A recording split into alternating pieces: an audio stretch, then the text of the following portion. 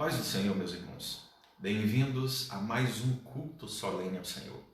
Um culto onde nós, juntos enquanto Igreja do Senhor, louvamos, adoramos e engrandecemos ao Senhor nosso Deus. Hoje um dia muito especial, onde nós, enquanto nação brasileira, jejuamos e orando, clamando a Deus misericórdia por nossa nação. Sem nenhum viés político, sem nenhuma ideologia por trás disso. Apenas brasileiros clamando ao Senhor nosso Deus para que Ele seja propício ao nosso povo, que tenha misericórdia de nós, atenda ao nosso clamor e diminua a agressividade desse vírus sobre o nosso país. Nós então, cristãos juntos, orando, todos os estados, todos os municípios ao longo desse grande e maravilhoso Brasil, todos aqueles que confessam o Senhor Jesus Cristo como Senhor e Salvador. Afinal de contas, a palavra de Deus diz que ninguém que diga que o Senhor é Deus, o Senhor Jesus Cristo é Deus, não pode ser usado pelo Espírito Santo. Muito pelo contrário, todo aquele que confessa que Jesus Cristo é Deus só pode fazê-lo induzido, imbuído pelo Espírito Santo. Então eu te chamo, te convido para que esse momento de culto solene ao Senhor, você traga a sua mente para cá, o seu coração para esse lugar, para que você abra os seus olhos através do Espírito Santo e compreenda qual a boa, perfeita e agradável vontade do Senhor para a sua vida, para a minha vida, para a vida do nosso país hoje. Amém? Quero te convidar para fazer uma oração junto comigo. Feche seus olhos. Pai do céu, louvado e engrandecido é o seu nome em toda a terra. Nós, enquanto seus servos, adoramos ao Senhor na beleza da sua santidade e agradecemos, Pai, por tamanha compaixão que o Senhor tem tido de nós. Nunca antes nós tivemos um tempo juntos enquanto brasileiros, pelo menos que eu me lembre, Senhor, de oração, de jejum, de consciência por nossa nação.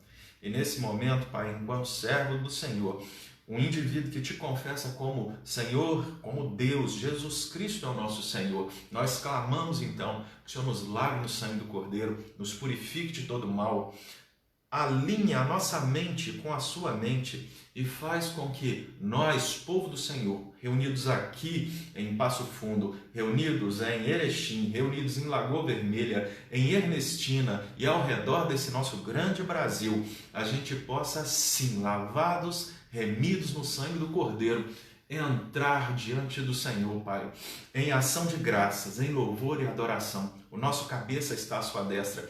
Por isso, Pai, nós podemos, em nome dele, clamar e sabemos que seremos atendidos.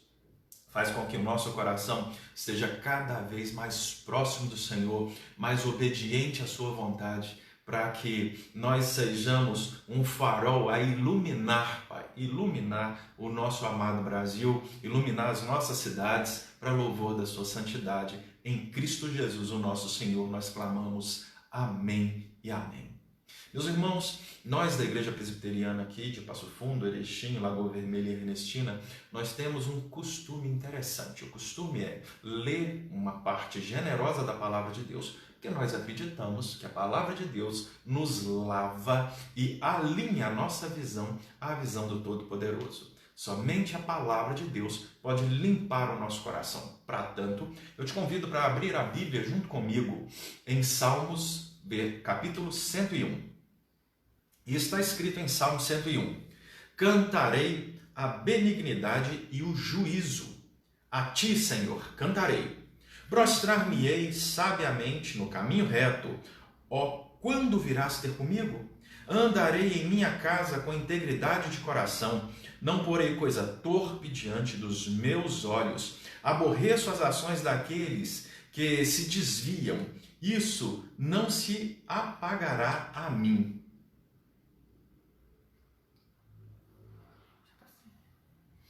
Longe de mim estará o coração perverso. Não conhecerei o mal. Aquele que difama o seu próximo às escondidas, eu o destruirei. Aquele que tem olhar altivo e coração soberbo, não o tolerarei. Os meus olhos estão sobre os fiéis da terra, para que habitem comigo. O que anda no caminho perfeito, esse me servirá. O que usa de fraude não habitará em minha casa. O que profere mentiras não estará firme perante os meus olhos. De manhã em manhã destruirei todos os ímpios da terra, para desarraigar a cidade do Senhor todos os que praticam a iniquidade. Eu quero meditar com você no versículo 1. Olha o que está escrito no versículo 1. Cantarei a benignidade e o juízo. Nós gostamos muito da benignidade, não de juízo. Nós não gostamos de sermos puxados a orelha. Nós vivemos num país onde todo mundo gosta de dar um jeitinho nas coisas e nas situações. As leis, elas valem para todas as outras pessoas, menos para mim. Só que Deus é justo e é justo juiz. Ele julga toda a terra. Está na hora do brasileiro abandonar a corrupção. Está na hora do brasileiro se posicionar de forma reta nos caminhos do Senhor. Está na hora do brasileiro entender que quando alguém faça corrupção, ou quando ele mesmo for corrupto nas suas ações, dá nojo. Nojo ao ponto de vomitarmos. Está na hora de andarmos por caminhos retos enquanto brasileiros, nos fiarmos e nos firmarmos na palavra do Senhor. Está na hora de nós nos acordarmos. Está na hora de deixar essa alienação a qual nós vivemos e viver única e exclusivamente para Cristo, em caminhos retos. Porque a gente viu durante todos os versículos desse salmo o que está escrito, o que Deus faz com aqueles indivíduos que não estão nos caminhos retos do Senhor. Sabe, meus irmãos, está na hora de nós acordarmos. Deus julga. Eu me lembro que a Bíblia diz o seguinte, Deus diz a Abraão, olha Abraão, eu ainda não te darei essa terra, porque o povo dessa terra, Canaã, ainda não alcançou o limite da minha ira para eu julgá-los. Meus irmãos, nós estamos vivendo no limite da ira do Senhor. No limite da ira do Senhor. E nós estamos passando sim por um momento de juízo de Deus. A gente não tem como negar isso. Toda a natureza, ela está respondendo a esse juízo. E nós precisamos alinhar os nossos caminhos. Esse dia de hoje foi um dia muito importante para que nós clamássemos perdão ao nosso Senhor, perdão pela nossa nação, para que mesmo no meio de tanta revolta da natureza, a gente saber a quem clamar. Nós temos a quem clamar. Nós clamamos aquele que ordena toda a natureza. Nós clamamos aquele que é vivo, que é verdadeiro, que prometeu que se nós, enquanto povo, clamássemos ao Senhor, Ele ouviria a nossa voz, viria e sararia a nossa nação. Vamos continuar orando ao Senhor, clamando para que Ele sare a nossa nação. Esse Deus é o Cristo que estava no barco, que disse uma palavra, acalma-te, aquieta-te, tempestade.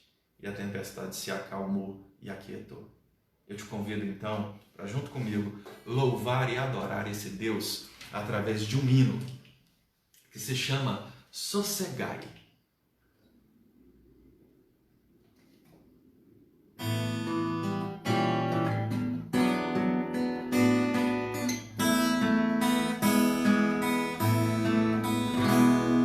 Mestre, o mar se revolta, as ondas nos dão pavor, o céu se reveste de trevas, não temos um Salvador.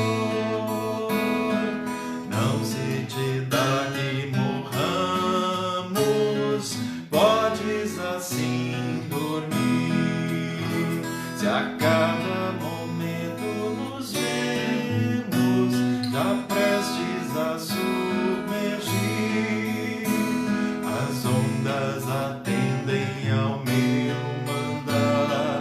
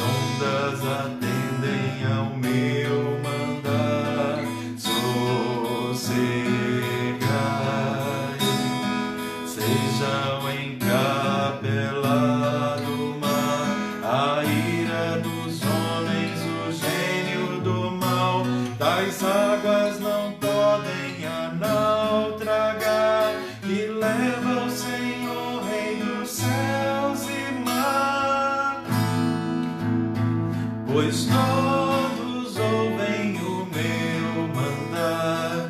Sossegai, sossegai, convosco estou para vos salvar. Sossegai, Mestre, chegou a bonança, em paz vejo céu e mar. O meu coração goza calma e não poderá findar. Firme ao teu lado, bom Mestre, dono da terra e céus, eu hei de chegar bem seguro ao porto destino meu. As ondas atendem ao meu mandar. Sossegai, seja o encapelado mar, a ira dos homens, o gênio do mal.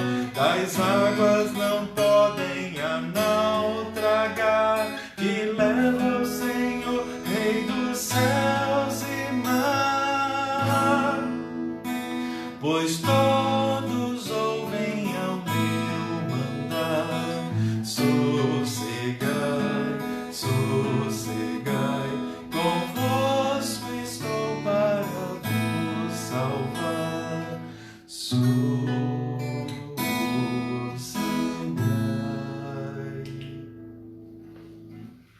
É só o nosso Senhor quem pode trazer sossego para a nossa alma nesse momento que nós estamos. É só o Senhor Jesus que pode equilibrar, ordenar que toda tempestade se acalma. E foi isso que nós, enquanto nação brasileira, fizemos hoje. Clamar ao Senhor para que cesse a tempestade. E é por isso que estamos aqui. Quero convidar você, então, para abrir a sua Bíblia junto comigo em Atos, capítulo 1, do versículo 9 ao versículo 11. Abra a Bíblia comigo. Atos, capítulo 1, do versículo 9 ao versículo 11. Está escrito o seguinte: tendo ele dito essas coisas, foi levado para cima. Enquanto eles olhavam, e uma nuvem o recebeu, ocultando-o a seus olhos. Estando eles com os olhos fitos no céu, enquanto ele subia, eis que junto deles apareceram dois varões vestidos de branco, os quais lhe disseram: varões galileus, por que ficais aí olhando para o céu? Eis que dentre vós foi elevado para o céu, há de vir, assim como para o céu o vistes ir. O título do sermão de hoje é Jesus voltará e todos o verão. Vou repetir para você. Jesus voltará e todos o verão. Sabe, meus irmãos, essa semana foi uma semana bastante interessante. Um grande amigo meu, um amigo muito amado, que ora muito por mim, ele me fez uma pergunta bem pontual. Ele fez uma pergunta: escatologicamente, reverendo, o que nos aguarda a partir de... Escatologicamente, qual deve ser a nossa postura a partir de agora? O que nós podemos aprender disso tudo que nós estamos vendo? Sabe, meus irmãos, segundo a teologia reformada, o posicionamento cristão reformado, os últimos dias começaram aí, nesse momento em que nós lemos a Bíblia Sagrada. No momento em que Jesus Cristo subiu aos céus, nós tivemos o início dos últimos dias. Existe uma grande diferença entre o último dia e os últimos dias. Os últimos dias se deram, sim, após a ascensão de Jesus Cristo para a destra de Deus Pai Todo-Poderoso, de onde ele virá para julgar vivos e mortos. E ele está à destra de Deus Pai Todo-Poderoso agora, nesse momento. E está, sim, intercedendo por todos aqueles que são dele. Existiram alguns marcos que após a primeira vinda de Jesus Cristo aconteceram, mas existiram lá no Antigo Testamento alguns marcos também muito pontuais de Deus julgando todos os povos e Deus agindo poderosa e tenazmente sobre todas as nações. A primeira vez que nós vemos Deus agindo de uma forma bem pontual foi no Jardim do Éden, quando os nossos primeiros pais, eles resolveram fazer a vontade que não era de Deus. O próprio Deus disse: a nossa aliança persistirá até quando vocês obedecerem à lei que eu coloquei sobre vocês. E a lei foi qual? Não comer do fruto da árvore da ciência do bem e do mal. Nossos primeiros pais comeram. E nós tivemos aí uma ação de julgamento de Deus. Os nossos primeiros pais foram expulsos do Jardim do Éden, mas ele prometeu que a semente da mulher viria e esmagaria a cabeça da serpente, mas a serpente lhe morderia os calcanhares. Logo após isso, nós temos um segundo marco. O segundo marco foi quando Caim matou Abel. Deus havia dado um julgamento para a terra, que a partir do pecado de Adão, a terra produziria cardos e abrolhos. Mas a partir do julgamento que ele fez sobre Caim, ele disse que necessitaria de muito maior trabalho para a terra produzir a mesma quantidade de alimento a partir daí. Nós vemos ao longo de Gênesis, então, que a humanidade cresceu, os filhos dos homens ocuparam a terra e a maldade, ela chegou a níveis que o próprio Deus chegou o momento de executar a sua ira novamente e o seu julgamento sobre todos os ímpios. Ímpio é uma pessoa que não é pia, que não é santa, que anda por caminhos que desagradam o Senhor. Sendo assim, meus irmãos, Deus efetuou o julgamento através do grande dilúvio. Somente Noé, seus 3 filhos e as suas esposas entraram na arca junto com os animais e foram salvos. Logo depois desse momento, nós tivemos então um momento onde a humanidade cresceu e formou uma nova cidade e quiseram construir uma grande torre. E essa grande torre seria o símbolo de que o homem consegue sim chegar ao céu e desobedecer a Deus e se posicionar de forma contrária à vontade de Deus. Da mesma forma, Deus desceu e executou um julgamento àquele povo. Foi um momento onde ele dividiu todas as línguas, fazendo com que as pessoas não se entendessem mais e se espalhassem pela terra. Logo depois vemos na Bíblia Sagrada o momento em que o próprio Deus chama Abrão para que saísse da sua parentela e andasse, fosse para aquela terra que ele mesmo mostraria. Deus então faz um pacto com Abrão. E o pacto é que todas as famílias da terra seriam abençoadas por causa da vida, da fé de Abrão. Nós temos então uma nação inteira separada por Deus para a vinda do Messias. Temos várias nações que ao longo da história elas se levantaram. Primeiro nós tivemos a nação babilônica, os persas, depois a Medo-Persa. Depois disso nós tivemos os gregos, depois os romanos. A vinda do Senhor se deu sobre o Império Romano. Jesus Cristo padeceu sobre Pôncio Pilatos, foi morto, ressuscitou ao 3º dia e à vista dos discípulos ascendeu aos céus e prometeu que retornaria. E ele ascendeu aos céus à vista de todos os que eram seus discípulos, que haviam crido, que estavam ali com ele. E nós recebemos uma promessa, que da mesma forma que nós vimos, ou os discípulos viram Jesus Cristo ascender aos céus, nós o veríamos retornar de forma visível. Depois do retorno de Jesus, nós tivemos inúmeros marcos ao longo da história. E eu quero pensar com vocês a respeito desses marcos que nós tivemos após a ascensão de Jesus aos céus. A grande pergunta que se faz é a seguinte: nós podemos confiar? Podemos confiar nessa palavra? Bom, essa palavra, ela dá razão de si mesma. A fé cristã, ela não é uma fé baseada no acaso, muito pelo contrário. A nossa fé, a fé cristã, é baseada na Bíblia Sagrada. Nós acreditamos que somente a Bíblia é a verdade absoluta de Deus. Toda a nossa fé está firmada na Sagrada Escritura deixada por Deus. 66 livros, 39 no Antigo Testamento e 27 no Novo Testamento. A nossa fé se fia na revelação de Deus Pai Todo-Poderoso. Nós podemos confiar? Eu pergunto para você uma coisa. Se Deus é Deus Todo-Poderoso, se Deus é um Deus onisciente, onipotente e onipresente, Ele não daria conta de sustentar um único livro ao longo da história?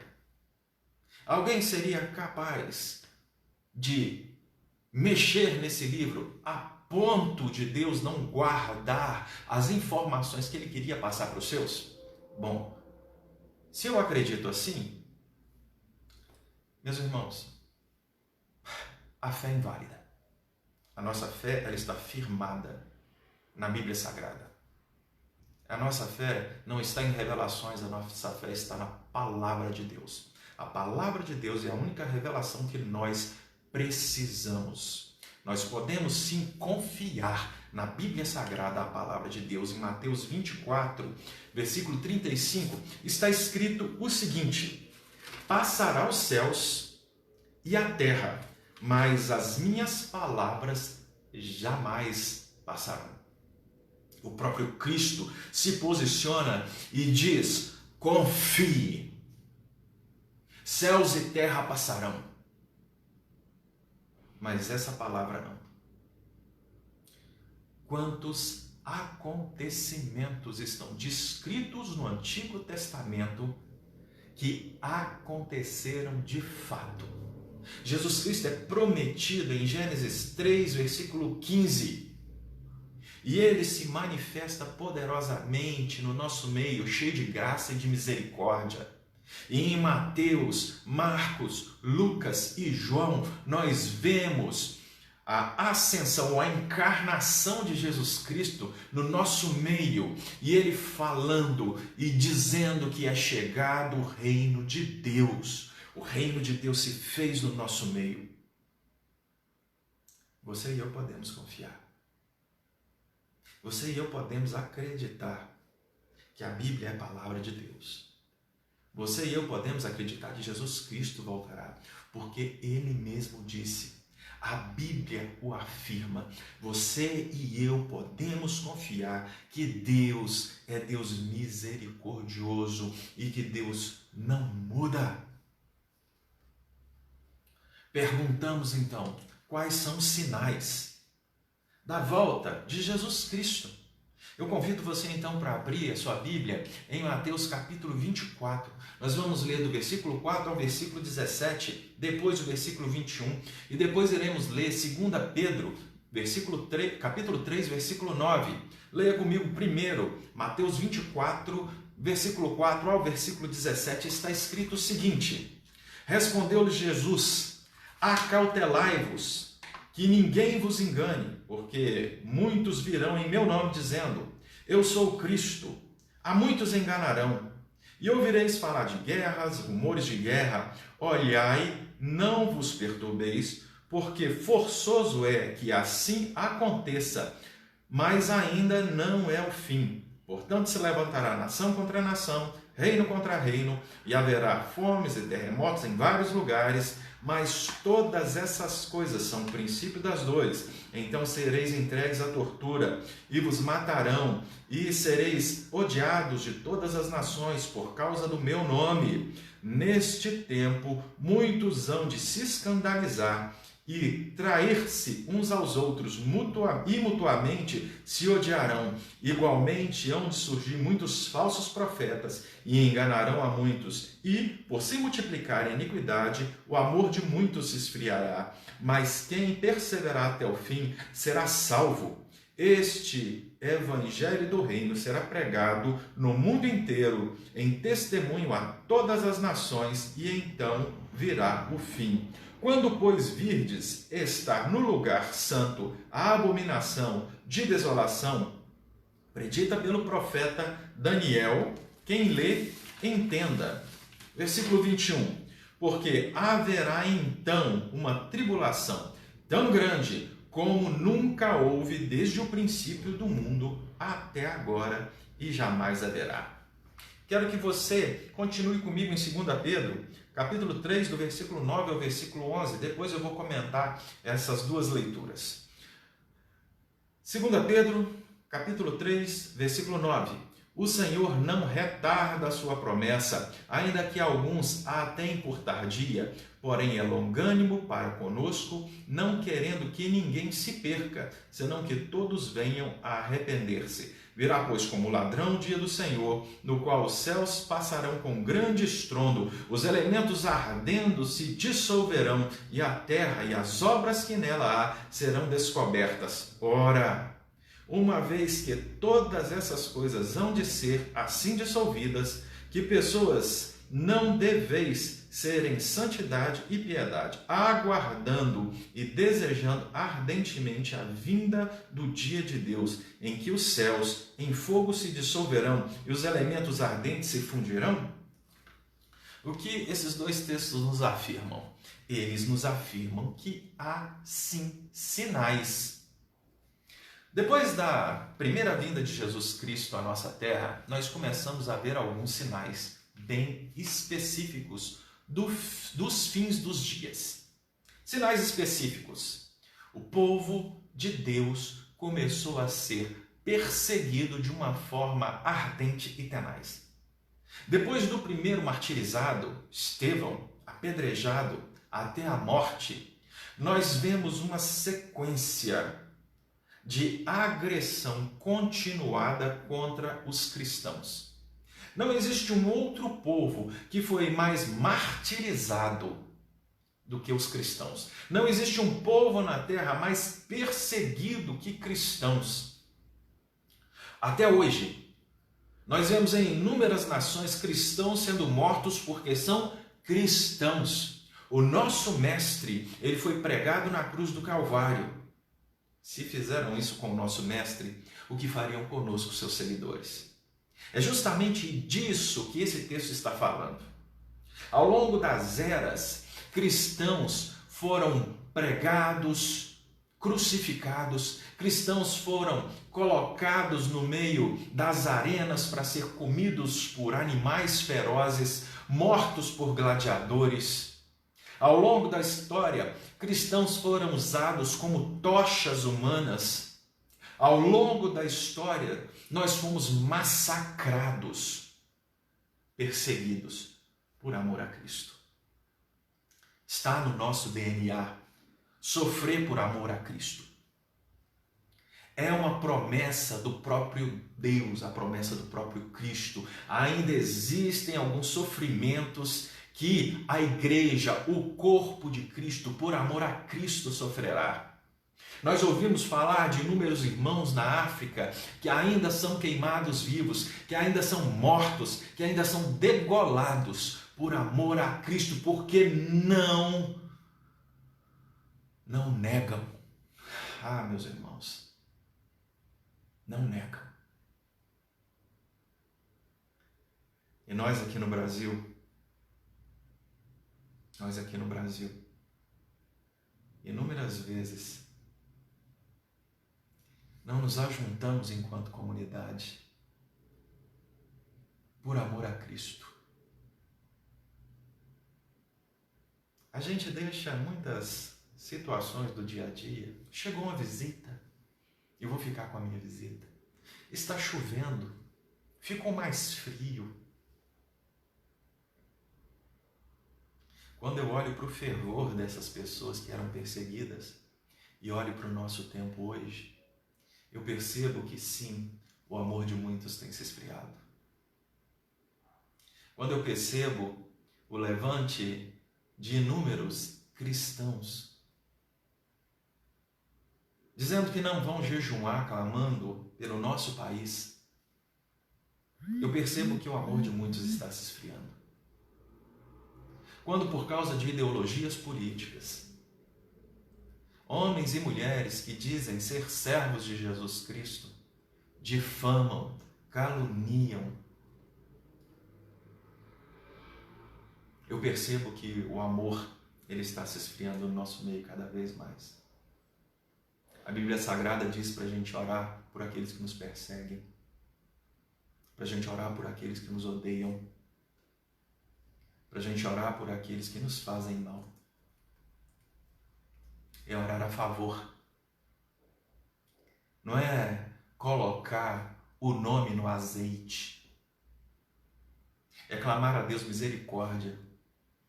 É sermos de tal forma usados por Deus que essas pessoas compreendam que Deus está conosco. Ah, meus irmãos, esses são sinais. Muitas pessoas estão falando que Jesus Cristo está em inúmeros lugares. Mas de fato Ele está? De fato Ele está. Jesus Cristo está no meio daqueles que o invocam em espírito e em verdade. Sabe, então, o que os acontecimentos atuais dizem? Esses acontecimentos que nós estamos vendo dia após dia. Números 23, versículo 19, responde essa pergunta. Sobre o que esses acontecimentos atuais dizem. Abra sua Bíblia comigo em Números 23, versículo 19, está escrito: Deus não é homem para que minta, nem filho do homem para que se arrependa. Porventura, tendo ele dito, não o fará? Ou havendo falado, não o cumprirá? Meus irmãos, já foi dito, já foi anunciado, já foi revelado, já foi nos dado, e você está assustado. Você está assustado com o que você está vendo? Você está com medo? Esse é o momento de nós dizermos: Maranata, a hora vem, Senhor Jesus. Esse é o momento de nós cristãos dizermos: sim, Senhor, louvado é o seu nome. Está na hora de ser avivado nos nossos corações a palavra do Deus Todo-Poderoso, porque Ele não muda. Céus e terra passarão, mas essas palavras não passarão. Sabe, meus irmãos, depois de 1517, quando nós tivemos a Reforma Protestante, nós recebemos de novo a Bíblia Sagrada, e daí começou um grande avivamento pelo mundo, um avivamento tal que nós hoje somos frutos desse avivamento. Em 1517, a Bíblia foi trazida para as nossas mãos e nós temos acesso à Bíblia Sagrada. E o que nós temos feito com a Bíblia Sagrada? Não temos lido, não temos nos posicionado, não temos rasgado nosso coração, não a temos estudado como deveríamos estudar. E ficamos com medo de tudo que tem acontecido e perguntando: Senhor, o que vai acontecer? Isso já foi tudo anunciado por nosso Deus. Tudo anunciado. O que é então que nós, enquanto cristãos, podemos fazer? 1 Pedro, capítulo 5, versículo 6. 1 Pedro, capítulo 5, versículo 6. E está escrito o seguinte: o que eu, enquanto cristão, posso fazer. 5, versículo 6 até o versículo 9. Humilhai-vos, pois, debaixo da potente mão de Deus, para que a seu tempo vos exalte, lançando sobre ele toda a vossa ansiedade, porque ele tem cuidado de vós. Sejam sóbrios, vigiai, o vosso adversário, o diabo, anda em derredor, rugindo como leão, e procurando a quem possa tragar, ao qual resisti firmes na fé, sabendo que os mesmos sofrimentos estão se cumprindo entre os vossos irmãos no mundo. É-nos dito, então, 4 posicionamentos que nós podemos ter. Primeiro posicionamento: nos humilharmos perante a potente, poderosa mão do Senhor. É o momento de, enquanto brasileiros, cristãos, nos humilharmos diante de Deus, clamando perdão pelos nossos pecados, pelo pecado de todos os brasileiros, por quantas vezes fizemos pirraça, não obedecemos, nos corrompemos e nos corrompemos. E nos corrompemos. Devemos nos humilhar diante de Deus. Segundo posicionamento, lançar sobre Ele toda a nossa ansiedade. Ele prometeu que nos daria o pão nosso de cada dia. Essa foi a oração que Jesus Cristo nos ensinou, o pão de cada dia.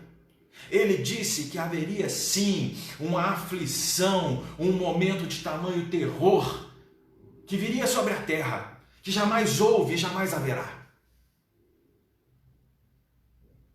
Vamos lançar sobre Ele a nossa ansiedade. Em terceiro lugar, sermos sóbrios e vigiarmos. Meus irmãos, já foi dito que isso aconteceria. Tem 2020 anos que foi predito por Jesus que isso aconteceria. E mesmo assim, muitos de nós estão assustados. Sabe quando aquele crente chato chegou na sua casa para falar da palavra de Deus? Você que não conhece Jesus Cristo. Sabe quando aquele crente que vivia insistindo com você de que esse dia chegaria, de que aflições viriam sobre a terra? Meus irmãos, as aflições, elas começaram quando Jesus Cristo ascendeu aos céus. O que nós estamos experimentando são esses últimos dias. E essas aflições acontecerão cada vez mais e cada vez mais intensas. Primeira Guerra Mundial, Segunda Guerra Mundial, a bomba de hidrogênio em Hiroshima e Nagasaki, H1N1, H1N2, dengue, Covid-19, a segunda onda do Covid-19, estamos presos dentro dos nossos lares, assolados pela nossa insatisfação, pela nossa culpa e o amor de muitos. O amor de muitos está se apagando. Em quarto, firmes na fé. A nossa fé, ela está em Jesus Cristo, nosso Senhor. A nossa fé está firmada em Cristo, que voltará para me buscar e para buscar todo aquele que confessa Jesus Cristo como seu Senhor. Alinhemos então as nossas veredas. Andemos pelos caminhos da justiça. Vivamos de acordo com a vontade de Deus. A pergunta então não se cala, e a pergunta que não se cala é: quanto tempo até Jesus voltar? Quanto tempo até Cristo voltar? O próprio Cristo responde isso para a gente. Lá em Mateus capítulo 24, versículo 36. Está escrito o seguinte, em Mateus 24, versículo 36. Daquele dia e hora ninguém sabe, nem os anjos do céu, nem o Filho, senão o Pai. Nós estamos nos últimos dias, mas não fazemos a mínima ideia de quando Cristo voltará nas nuvens dos céus. O próprio Cristo diz que nós devemos olhar para a figueira, observar a figueira, observar os sinais. Ele deu sinais para que nós observássemos. Esse momento que nós vivemos é mais um sinal da volta, de que isso é verdade, de que a Bíblia é atual, de que o Senhor não muda. O Senhor não muda. Eu não posso estabelecer uma data. Tolo é aquele que estabelece uma data.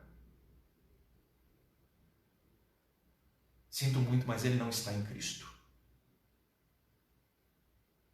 Ele não está em Cristo. Nós não sabemos o dia que ele voltará. Mas ele voltará. E todo olho verá. Mas, meus irmãos, qual a promessa de Deus para todos os cristãos? O que Deus diz para a gente? Para que o nosso coração, no meio de tantas situações, ele se acalme. Qual é a promessa que ele faz para os seus? A promessa que ele faz para os seus está escrita em 2 Pedro, capítulo 3, do versículo 13 ao versículo 15 e depois do versículo 17 ao versículo 18. Está escrito o seguinte lá: nós, porém, segundo a sua promessa, aguardamos novos céus e nova terra, nos quais habita a justiça. Pelo que, amados, como estáis aguardando essas coisas, procurai diligentemente que por ele sejais achados imaculados, irrepreensíveis, em paz, e tende por salvação a longanimidade do Senhor. Versículo 17. Vós, portanto, amados, sabendo isso de antemão, guardai-vos de que, pelo engano dos homens perversos, sejais juntamente arrebatados e decaiais da vossa firmeza. Antes, crescei na graça e no conhecimento de nosso Senhor e Salvador Jesus Cristo. A Ele seja dada a glória, assim agora, como também até o dia da eternidade. Sabe, meus irmãos, nós aguardamos a promessa de novos céus e nova terra, onde habita a justiça. Nós, enquanto cristãos, não somos desse mundo, porque o reino de Jesus Cristo não é desse mundo. Ele mesmo afirma: o meu reino não é desse mundo e daqui eu não sou. Nós não somos do reino deste mundo, esse reino onde a morte impera. Nós somos do reino onde habita a justiça. E como Paulo diz, em um abrir e fechar de olhos, nós que cremos seremos transformados em incorruptibilidade e seremos parecidos com Cristo nosso Senhor. Eu aguardo com ansiedade a volta de Cristo. Quando eu era criança, que eu comecei a conhecer as Sagradas Letras, a minha mãe ficava me contando a respeito da volta de Jesus. Quando eu conheci Jesus Cristo de verdade e de fato, quando ele entrou no meu coração, modificou, entendi que eu era de Cristo e me rasguei diante dele. A ansiedade desse momento, ela queimava no meu coração. A ansiedade de ver Jesus Cristo voltando nas nuvens do céu arde no meu coração. Essa é a esperança que eu tenho de ver o meu Deus, o meu Senhor. Não importa pelo que eu vou passar, não importa as situações, importa que o meu Senhor virá para me buscar, virá para buscar todo aquele que o confessa como Senhor e Deus. Meu irmão, você que ouve essa mensagem hoje, não endureça o seu coração. Crê somente. Se você ainda não confessou Jesus Cristo como seu Senhor, e hoje o Espírito Santo ele está falando ao seu coração, dizendo para você que você é filho, que você é ovelha, não endureça seu coração não. Faça uma oração rasgando-se diante de Deus. Alinhe as suas veredas ao Senhor. Leia a Bíblia. Estude a respeito de Jesus. Viva de maneira coerente. Vamos parar de ser esses crentes chatos. Esses crentes fariseu. O que é um crente chato? Crente chato é aquele indivíduo que fica gritando, aborrecendo seus vizinhos. O nosso Senhor não é surdo. Ele diz para que nós entremos no nosso quarto e falemos com Ele. Ele ouve, Ele sabe da palavra antes que saia da nossa boca. E Ele diz para que nós oremos. Hoje não se confia mais em cristãos como se confiava antes. Hoje Um cristão vai em uma loja qualquer e se ele disser que ele é cristão, as pessoas não querem negociar com ele, porque o cristão é ruim de paga. Se você contrata um cristão, esse cristão é um dos seus piores funcionários, muitos o são. E nós temos feito o nome de Jesus Cristo como ridículo, porque temos vivido um cristianismo ridículo. Ridículo. Nós, fariseus, que falamos contra arminianos, pentecostais e outros afim, ridículos. A singularidade do Evangelho é Cristo. Anunciamos a Cristo. Vivemos por Cristo. Chega de vivermos enquanto indivíduos ridículos. Está na hora de vivermos como cristãos de fato. Está na hora de nós alinharmos as nossas veredas. Está na hora de vivermos única e exclusivamente para Cristo. Somos parte da igreja invisível. Anunciamos a verdade do reino. Vamos viver como cristãos. Vamos passar por essa tempestade como cristãos. Eu te convido, para você que é cristão, e é um cristão meia boca, a se tornar um cristão digno de ser chamado pequeno Cristo. Já passou da hora da gente se dissolver enquanto denominação. Já está na hora de aguardarmos e de juntos estarmos na mesma fé. Em Cristo Jesus, a singularidade do Evangelho, sem o qual ninguém poderá ver a Deus. Eu quero te convidar para uma oração, então, de alinhamento. Alinhamento completo. Uma oração de entrega total, completa, irrestrita. E eu clamo para que o Espírito Santo esteja falando ao seu coração nesse momento. Você que nos assiste em todos os lugares do Brasil, também aqui em Passo Fundo, também Lagoa Vermelha, Ernestina e Erechim. Ora comigo. Deus Todo-Poderoso, diante do Senhor nós estamos. Nós somos pecadores. Sabemos que o somos. Nesse momento nós rasgamos o nosso coração diante do Senhor. Entregamos o nosso tempo de jejum. Entregamos o nosso tempo de oração ao Senhor, clamando por sua graça e sua misericórdia.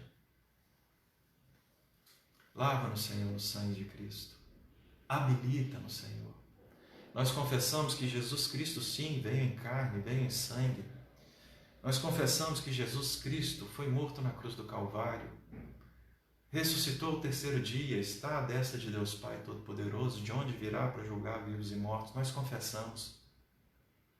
Confessamos, sim, Senhor, que vivemos um cristianismo muito secularizado no nosso tempo aqui no Brasil. Que nós nos corrompemos segundo os prazeres desse mundo. Mas agora nós clamamos que o Senhor nos perdoe. Perdoa, Pai. Perdoa a nossa nação. Perdoe-nos enquanto cristãos. Perdoa o nosso país, Pai. Perdoa-nos enquanto cristãos porque não anunciamos as verdades do Senhor. Perdoa-nos porque nós somos inúmeros agentes secretos do reino que têm vergonha de se posicionar diante dos seus amigos. Perdoa-nos porque quando tínhamos a oportunidade de nos ajuntarmos enquanto igreja do Senhor, nós preferíamos ficar em casa nos dias de chuva, nos dias de frio, quando visitas chegavam a nossas casas e não dávamos valor para o ajuntamento. Agora, Pai, nós não podemos nos ajuntar, Que tristeza, Senhor, que tristeza. Eu sabia que esse dia ia, Senhor, mas é triste. É triste. Nós temos que ficar dentro das nossas casas, sem podermos sair, sem podermos anunciar, sem podermos falar a respeito do Senhor. Ah, Senhor, que tristeza. Que tristeza. Mas o Senhor é vivo. Mas o Senhor consola o seu povo. Mas o Senhor nos traz para o centro da sua vontade. Mas o Senhor é Deus bondoso. E nós estamos aqui agora clamando perdão pelo nosso país. Perdão por nós cristãos, de todas as denominações. Perdoa-nos, Senhor, perdoa-nos. Perdoa-nos. Nos livra dessa peste que nos assola.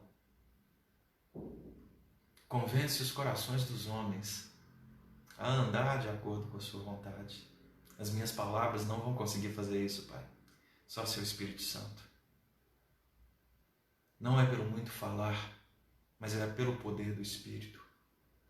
Espírito Santo de Deus, age poderosamente no nosso meio, transformando os nossos corações e as nossas vidas em Cristo Jesus, o nosso Senhor. Porque a Ele toda honra, toda glória, todo louvor e toda adoração pelos séculos dos séculos. E nós, enquanto servos do Senhor, dizemos: Santo, Santo, Santo, justo e verdadeiro é o Senhor. Amém, amém e amém. Maranata, ó vem, Senhor Jesus, vem, Senhor. Meus irmãos, é motivo de grande alegria nós passarmos por sofrimentos em nome de Jesus Cristo, nosso Senhor. Motivo de grande alegria. Você que é membro da Igreja Presbiteriana de Erechim, Passo Fundo, Lagoa Vermelha e Ernestina, é convidado a dizimar e ofertar conosco. Você que está nos assistindo hoje, se sentir vontade no seu coração, se desejar contribuir com a plantação de igrejas aqui no Rio Grande do Sul, nessas 4 cidades que eu mencionei, entre em contato conosco via Facebook. Mas você, meu irmão, será colocado no fim desse culto, ali na nossa rede de WhatsApp, a conta para você devolver o seu dízimo e a sua oferta. Que Deus te abençoe e tenha misericórdia de você. Eu quero que você estenda a sua mão como um ato de receber, que nesse momento eu vou impetrar a bênção apostólica. Amor de Deus Pai Todo-Poderoso, que as consolações de Jesus Cristo, nosso Senhor, e que as misericórdias do Espírito Santo sejam derramadas sobre nós, que cremos que Jesus Cristo é o Senhor. Ah, Senhor, nós queremos te ver com os nossos olhos. Louvado é o Senhor em toda a terra. Aleluia ao Cordeiro. Deus te abençoe.